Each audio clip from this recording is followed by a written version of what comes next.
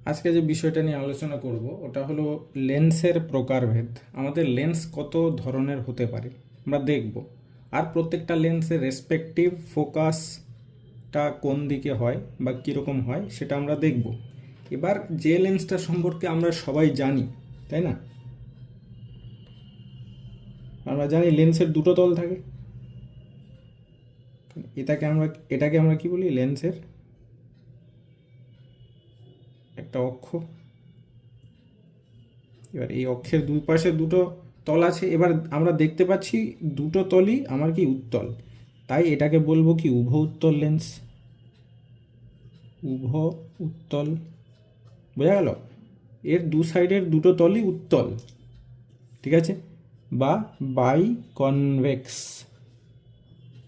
By convex. এবার উভ উত্তল যদি হয় তাহলে উভ অবতল হতে পারে। তাহলে ওটা কীরকম হবে?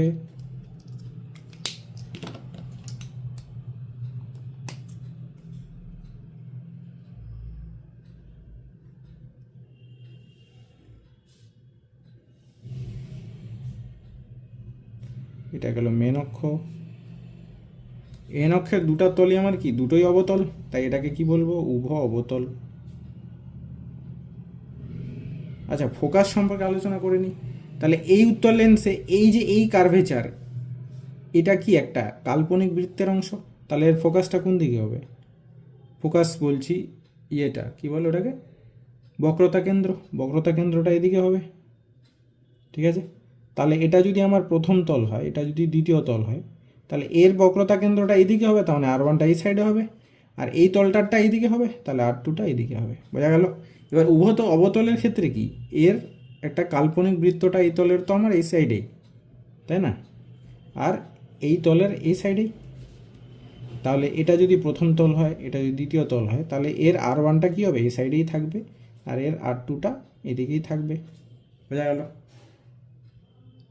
তাহলে দুটো হলো উভ উত্তল, উভ অবতল। এটাকে কি বলি? বাই কনভেক্সের জায়গায় কনকেভ, ঠিক আছে? এবার একটা সোজা হতে পারে, কীরকম? একটা তল আমার সোজা হতে পারে, আর একটা তল হতে পারে আমার উত্তল প্রকৃতির। বোঝা গেল? তাহলে এটা যদি প্রথম তল হয়, আর এটা যদি দ্বিতীয় তল হয়, এবার প্রথম তলটার কি কাল্পনিক বৃত্তটা এদিকে আছে, তাহলে এর R1টা এদিকে হবে।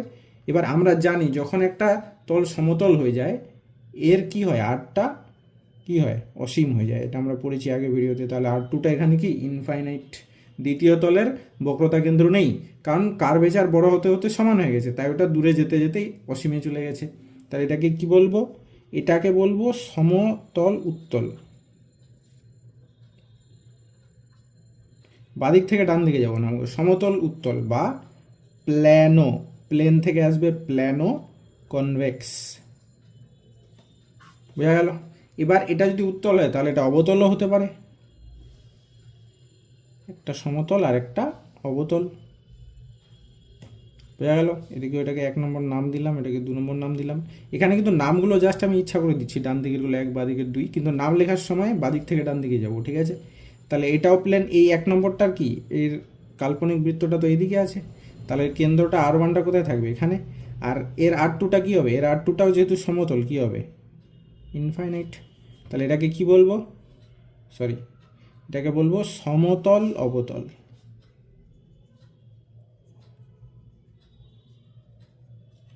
বা প্ল্যানো কনকেভ। প্ল্যানো কনকেভ লেন্স, ঠিক আছে? তাহলে এই 4 ধরনের হলো। এবার কেউ যদি বলে যে দুটোই যদি সমতল হয়ে যায়, তাহলে এটা কি লেন্সের মতো কাজ করতে পারবে? দুটো সমতল হলে আমরা যদি ধরেও নিই এটা 1 নম্বর তল, এটা 2 নম্বর তল, তাহলে দুটোর এটা তো ঠিক যে বক্রতা কেন্দ্রগুলো আমার অসীমে থাকবে দুটোরই, কারণ দুটোই সমতল। কিন্তু এটা লেন্স হবে না, কারণ আমরা জানি কাচের স্ল্যাব দিয়ে যদি আলোকরশ্মি যায় তাহলে কি হয়? ওটা প্রথমে কিন্তু প্রতিষ্ঠিত হয়, কিন্তু পরের তলে আবার প্রতিষ্ঠিত হয়ে নেট কিন্তু ও সোজাই বেরিয়ে যায়। বোঝা যাচ্ছে? নেট কিন্তু সোজা বেরিয়ে যায়। তাই আমরা এটাকে কিন্তু এই স্ট্রাকচারটাকে কিন্তু লেন্স ধরবো না। বোঝা গেল? এই বাকি 4টা স্ট্রাকচার হলো লেন্স, যার পার্টিকুলার কি আছে? ফোকাস আছে এবং বক্রতা কেন্দ্র আছে। বোঝা গেল? তাহলে এই 4 ধরনের আমার লেন্স হয়। ঠিক আছে, এই সিস্টেমটাকে কাচের স্ল্যাবকে আমরা লেন্স বলতে পারি না, কারণ আলোক রশ্মির নেট গতিপথ অপরিবর্তিত থাকে। ঠিক আছে, আজ তাহলে এতটাই, দেখা হবে পরের ভিডিওতে। Bye bye, good night. আচ্ছা, আমি এখানে একটা জিনিস অ্যাড করতে ভুলে গেছি, যে আরও একটা টাইপের লেন্স হয়। ঠিক আছে, সেটাতে দুটো তলই আমার, একটা উত্তল থাকে একটা অবতল থাকে। সেটা দেখতে এরকম হয়। বোঝা গেল? এই প্রথম তলটা কি? অবতল। ঠিক আছে, এর R1টা কোন দিকে হবে? এদিকে। এই তলটা কিন্তু এদিক থেকে দেখতে গেলে কিন্তু এটা কিন্তু উত্তল তল, এই সাইড থেকে। বোঝা গেল? এটা কি? অবতল। ঠিক আছে, তো এক্ষেত্রে এই উত্তলের R2টাও কিন্তু এই ডান সাইডেই হবে, কারণ এই বৃত্তেরও, এই চাপেরও বৃত্তটা আমার রাইট সাইডে আছে। বোঝা গেল? তাহলে এটাকে কি বলি? উত্তল অবতল। ঠিক আছে, উত্তল অবতল লেন্স। ঠিক আছে।